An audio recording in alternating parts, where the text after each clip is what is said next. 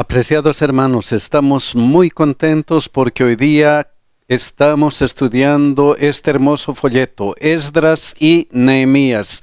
No se olviden que si desean una copia de esta presentación gratuita, visiten escuelasabatica2000.org y si les gusta, pongan me gusta y compartan con aquellos que ustedes desean compartir. El título para hoy día es Adoración al Señor. Vamos a inclinar el rostro, hermanos.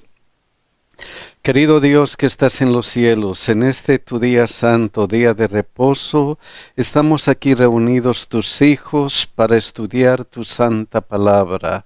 Gracias, Señor, porque nos das esta oportunidad de estar en contacto contigo. Gracias, Señor, por tu promesa del Espíritu Santo.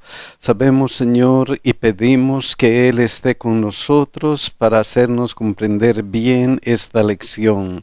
Señor, acompaña a todas las familias que estamos aquí, a las familias que están viendo este video, y Señor, de una forma especial te pedimos por todos nuestros hijos.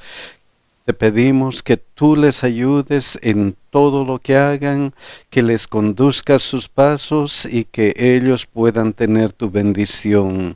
Te lo rogamos en el nombre de Jesús. Amén. El versículo de memoria, Esdras 3:11. Miren lo que dice. Y cantaban alabando y dando gracias a Jehová y diciendo, porque Él es bueno, porque para siempre su misericordia sobre Israel. Qué hermoso este versículo. Para siempre es su misericordia sobre nosotros, sobre Israel. Y mis hermanos, vamos a ver este versículo luego. Vamos a empezar con Nehemías 12:27. Miren lo que sucede aquí. Para la dedicación del muro de Jerusalén, buscaron a los levitas de todos sus lugares para traerlos a Jerusalén. Este era un acontecimiento muy especial. Habían terminado la obra, habían concluido todo lo que Dios les había dicho y ahora estaban a punto de dedicar el muro de Jerusalén. Y en este momento especial buscan a los levitas de todos sus lugares para traerlos a Jerusalén. ¿Para qué les buscan a ellos? Miren lo que dice esta parte. Para hacer la dedicación y la fiesta con alabanzas y con cánticos, con címbalos, salterios y cítaras. Miren este momento especial. La dedicación de los muros con alabanza y con cánticos, con alabanza y con cánticos. Era muy importante en ese tiempo esto de la música y de las alabanzas con música. Miren lo que ocurrió con David, por ejemplo. Primera Crónicas 25:1. Asimismo, David y los jefes del ejército apartaron para el ministerio a los hijos de Asaf, de Hemán y de Jedutún, para que profetizasen con arpas y salterios y címbalos. Imagínense, David aparta a este grupo de personas ¿para qué? Para que profeticen con arpas, salterios y símbolos para un ministerio musical. Y ese ministerio musical debería ser especial porque miren lo que dice Primera Crónicas 25:6. Y todos estos estaban bajo la dirección de su padre en la música, en la casa de Jehová, con címbalos, salterios y arpas, para el ministerio del templo de Dios. O sea, la música era un ministerio especial para el templo de Dios. Y no podía ser de otra manera porque la música siempre ha ayudado para adorar a nuestro Dios. Miren lo que dice Nehemías 12, 28 y 29. Y fueron reunidos los hijos de los cantores, así de la región alrededor de Jerusalén, como de las aldeas de los netofatitas y de la casa de Gilgal y de los campos de Geba y Asmavet, porque los cantores se habían edificado aldeas alrededor de Jerusalén. Qué importante este momento. Nehemías 12:27 muestra que están a punto de dedicar los muros de Jerusalén. Y aquí reúnen a todos los cantores, reúnen a todos los cantores para ese momento especial. Entonces, en primer lugar, la dedicación se hace con cánticos a Jehová, con alegría, con cánticos a Jehová, para que este sea un acontecimiento especial. Pero no solamente eran cánticos, no solamente era alegría, no solamente era algo que reflejaban lo interior de su corazón, también de su corazón debería surgir algo más, algo especial. Miren lo que dice Nehemías 12:30. Y se purificaron los sacerdotes y los levitas, y purificaron al pueblo y las puertas y el muro. No solamente eran cánticos especiales, sino también la purificación interior, la purificación de todos los que estaban adorando a su Dios. Y hermanos, la purificación debería hacerse de una manera especial, de una forma especial. Miren Levíticos 14, 19 y 20 lo que dice. Ofrecerá luego el sacerdote el sacrificio por el pecado y hará expiación por el que se ha de purificar de su inmundicia. Y ellos se purificaron. ¿Y cómo se hacía la purificación? Presentando un pequeño cordero, un animal que debería morir por el pecado de esas personas que se estaban purificando. Esto era importantísimo y había sido el mandato de Dios. Y después degollará el holocausto y hará subir el sacerdote el holocausto y la ofrenda sobre el altar. Así hará el sacerdote expiación por él y será limpio. Y será limpio. Mis hermanos, hemos estudiado en lecciones pasadas que esto simbolizaba ¿a quién? A Jesucristo, el Cordero de Dios que quita el pecado del mundo, el único que puede hacer limpio a las personas. En este momento la purificación era simbólica. Ellos presentaban ese cordero como un símbolo de purificación. Pero miren lo que dice Tito 2:14.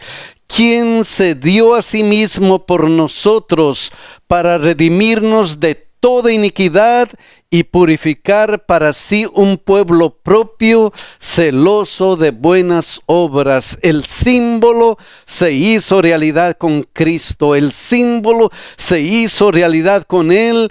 Quien se dio a sí mismo por nosotros, quien murió en la cruz para que nosotros podamos ser perdonados de nuestros pecados, para redimirnos de toda iniquidad y purificarnos. Qué maravilloso el amor de Dios. Y miren lo que dice aquí de una manera especial, 1 Juan 1, 7 y 9. Pero si andamos en luz como Él está en luz, tenemos comunión unos con otros, y la sangre de Jesucristo, su Hijo, nos limpia de todo pecado. Imagínense, la sangre de Jesucristo, su Hijo, ¿qué hace? Nos limpia de todo pecado. ¿Qué hace la sangre de Jesucristo? Nos redime de toda iniquidad y nos purifica para ser un pueblo de Dios. ¡Qué maravilla! ¡Qué maravilla! No solamente eso, si decidimos que no tenemos pecados, nos engañamos a nosotros mismos y la verdad no está en nosotros. Si confesamos nuestros pecados, Él es fiel y justo para perdonar nuestros pecados y limpiarnos de toda maldad. La clave es si confesamos nuestros pecados. No importa hasta dónde hemos caído, Él está listo para limpiarnos de toda maldad. Él está listo para purificarnos. Entonces, en segundo lugar, Dios desea purificarnos. Dios desea purificarnos. Y no puede ser de otra manera. No puede ser de otra manera porque por esa situación Jesucristo vino a morir en la cruz.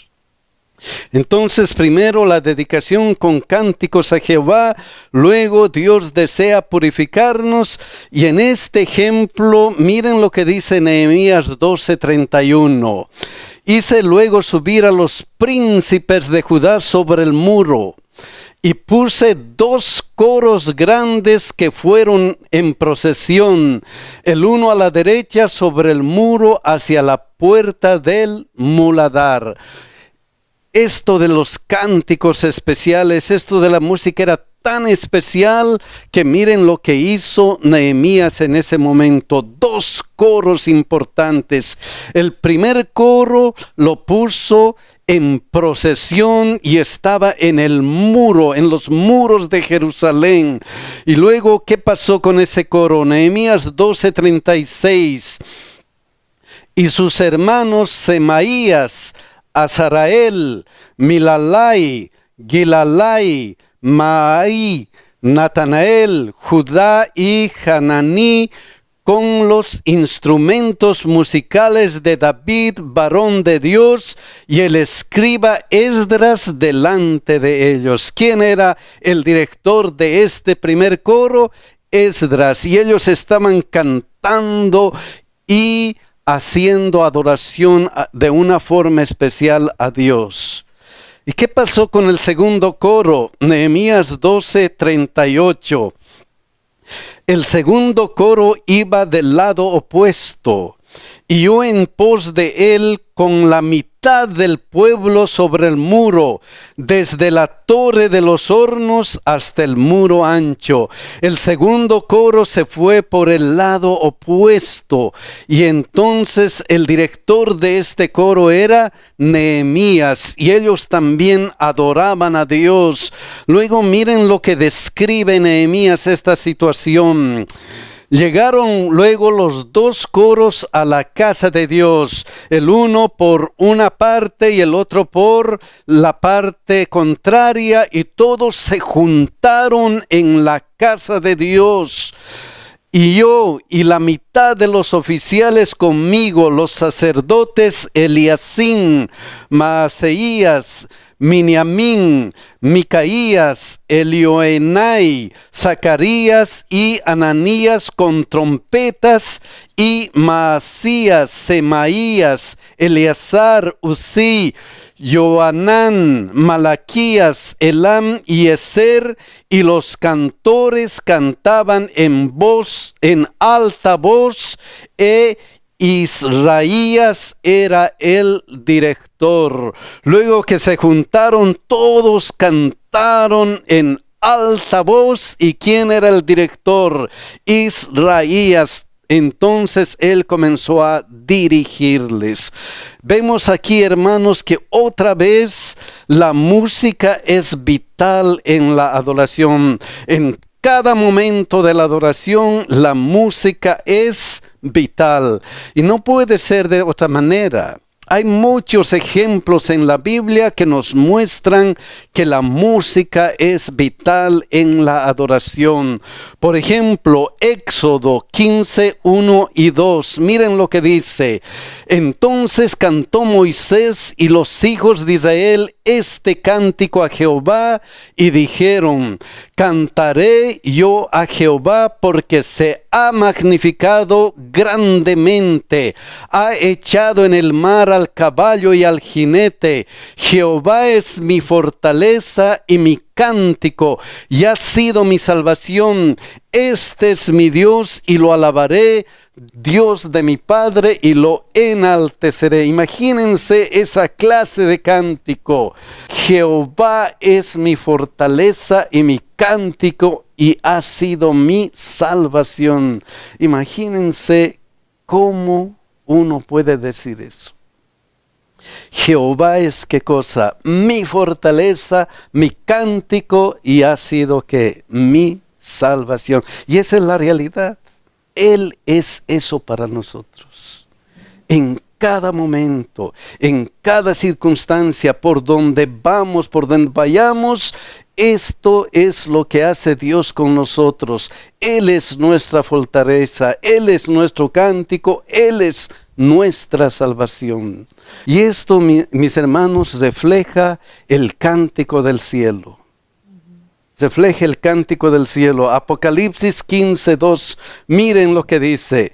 Vi también como un mar de vidrio mezclado con fuego, y a los que habían alcanzado la victoria sobre la bestia y su imagen y su marca y el número de su nombre, en pie sobre el mar de vidrio con las arpas de Dios. ¿Y cómo hacían su cántico? Apocalipsis 15, 3, 4.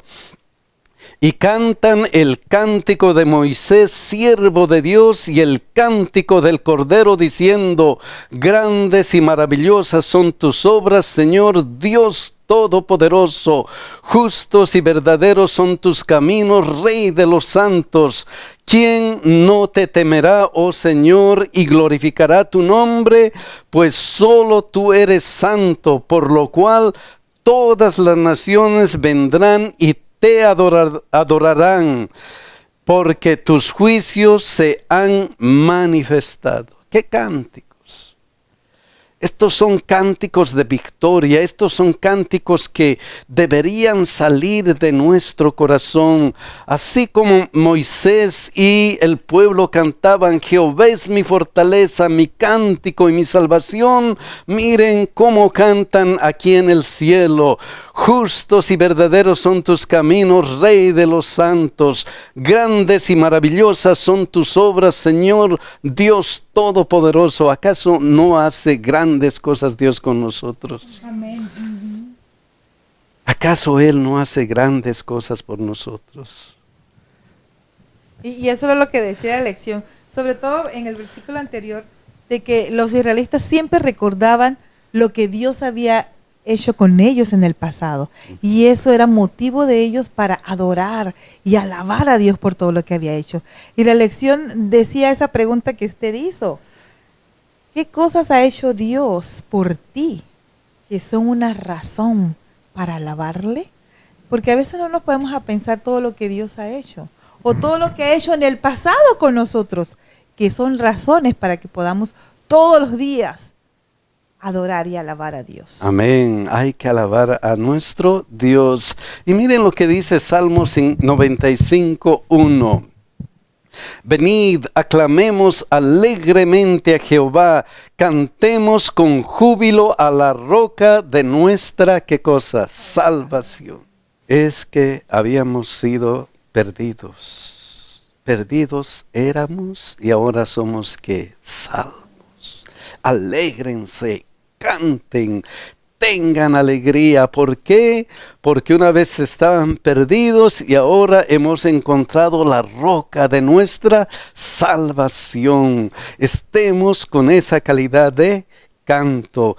Canten y estén alegres a nuestro Dios. Nehemías 12:43, luego dice, sacrificaron aquel día numerosas víctimas y se regocijaron porque Dios los había recreado con grande contentamiento. Se alegraron también las mujeres y los niños, y el alborozo de Jerusalén fue oído desde lejos. Ese momento era especialísimo para el pueblo de Israel. Estaban dedicando el muro y miren cuántas veces en este pequeño versículo repite esta palabra, regocijaron. Se contentaron, se alegraron, había alborozo en Jerusalén. ¿Por qué? Porque habían visto las obras de ¿quién? De Dios, nada más que de Dios. Mis hermanos, cada vez que vemos las obras de Dios entre nosotros, lo primero que tenemos que hacer es que alabar a ¿quién? A nuestro Dios, porque Él en gran manera se engrandece en nosotros. Juan 1:29, por eso dice, el siguiente día vio Juan a Jesús que venía a él y dijo, he aquí el Cordero de Dios que quita el pecado del mundo. Y sacrificaron aquel día numerosas víctimas. Sacrificaron, mostrando, he aquí el Cordero de Dios que quita el pecado del mundo. En lecciones pasadas hemos visto que ese Cordero era ¿quién? Jesucristo. Ese Cordero era Jesucristo que vino aquí en la tierra y se entregó a sí mismo ¿para qué? Para darnos vida eterna. ¡Qué maravilloso! Y miren lo que dice Apocalipsis 5:12, que decían a gran voz del Cordero, el Cordero que fue inmolado es digno de tomar el poder, las riquezas, la sabiduría, la fortaleza, la honra, la gloria y la alabanza.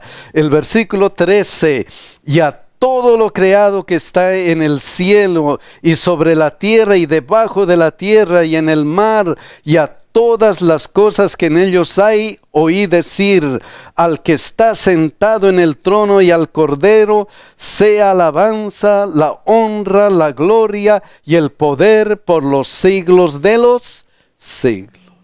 Solamente ¿quién? Cristo, el Cordero. ¿Por qué? Porque Él es el que nos ha dado la salvación. Mire, mi hermano, cómo toda la ceremonia iba enlazada. Las alabanzas, la oración, la dedicación, y después llegaban al clímax. No era algo agradable ver degollar esos corderitos en el final, en el clímax de la adoración y de la alabanza, pero yo me puedo imaginar cada uno de ellos y nosotros mismos al mirar hacia esas escenas, viendo el lugar de ese corderito degollado, él estaba ejemplificando al Jesús, al Cordero de Dios que iba a venir, iba a tomar la muerte que yo merezco. La muerte de ese corderito era la que yo debería tomar.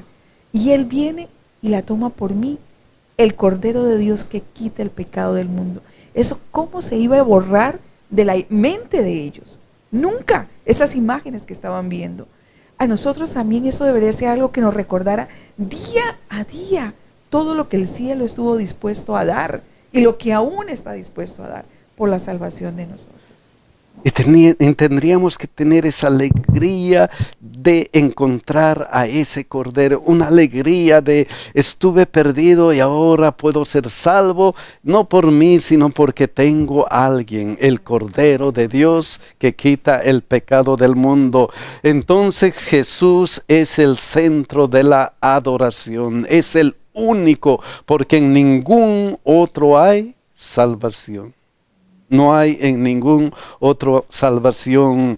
Nehemías 12:44. Seguimos con la historia del pueblo de Israel. En aquel día fueron puestos varones sobre las cámaras de los tesoros, de las ofrendas, de las primicias y de los diezmos, para recoger en ellas de los ejidos de las ciudades las porciones legales para los sacerdotes y levitas, porque era grande el gozo de Judá con respecto a los sacerdotes y levitas que servían. Era tan grande este gozo, era tan hermoso que estaban dispuestos a dar sus diezmos y ofrendas y algunas otras cosas más. ¿Y quiénes administraban eso? Los levitas con respecto a los sacerdotes y levitas que servían. Los sacerdotes. Y Hebreos 9, 11 y 12 recalca eso.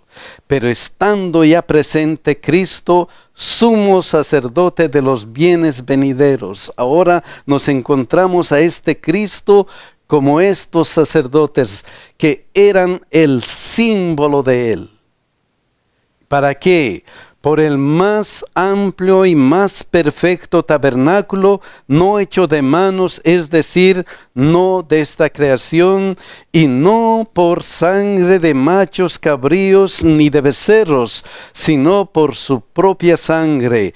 Entró una vez para siempre en el lugar santísimo, habiendo obtenido eterna redención. ¿Para quiénes? Para nosotros. Habiendo obtenido eterna redención. ¿Quién? Jesucristo, solamente Jesucristo. Por eso Hebreos 7:26 dice, porque tal sumo sacerdote nos convenía.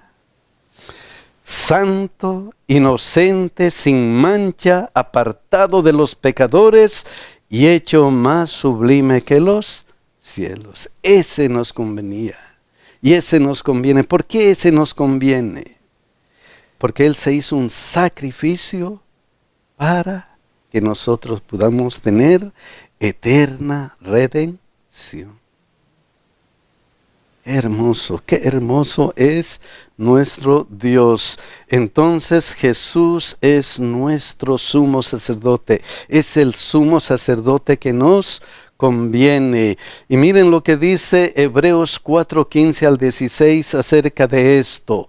Porque no tenemos un sumo sacerdote que no pueda compadecerse de nuestras debilidades. Nos conviene, ¿por qué? Porque no tenemos un sumo sacerdote que no pueda compadecerse de nuestras debilidades, sino que fue tentado en todo según nuestra semejanza, pero sin pecado. Mis hermanos, Él ha vivido lo que nosotros estamos viviendo. Él ha sufrido lo que nosotros sufrimos.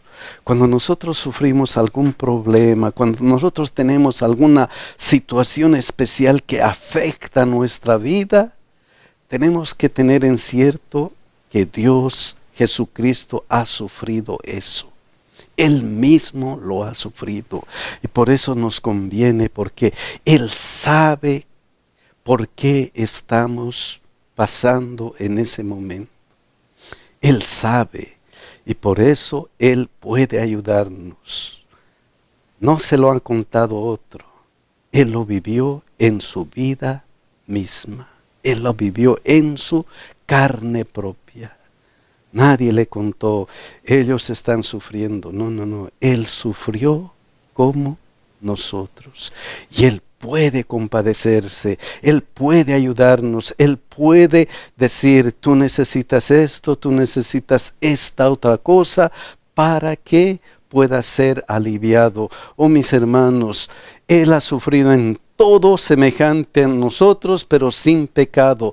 Por eso, porque Él ha sufrido y porque Él tiene experiencia en lo que nosotros estamos sufriendo, porque Él tiene experiencia en todas las cosas que nos ocurren a nosotros, Él nos dice, acerquémonos pues confiadamente al trono de la gracia. ¿Para qué? Para alcanzar misericordia y hallar gracia para el oportuno socorro. Si estamos sufriendo, si tenemos algún problema, ahí está Jesucristo. Acérquense, dice a Él. ¿Por qué? Porque Él sabe lo que necesitamos.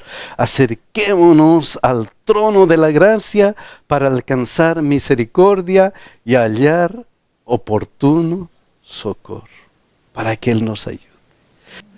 La hermana Elena dejó ahí en el conflicto de los siglos, lo decía la lección, dice, La cruz de Cristo será la ciencia y el canto de los redimidos durante toda la eternidad. Es el centro glorificado contemplar al Cristo crucificado. Nunca olvidarán que el ser cuyo poder creó los innumerables mundos y los sostiene a través de la inmensidad del espacio, el amado de Dios, la majestad del cielo, a quien los querubines y los serafines resplandecientes se deleitan en adorar, se humilló para levantar al hombre caído. Se humilló para levantarte a ti y a mí, el Creador, el Dios único del universo. Increíble.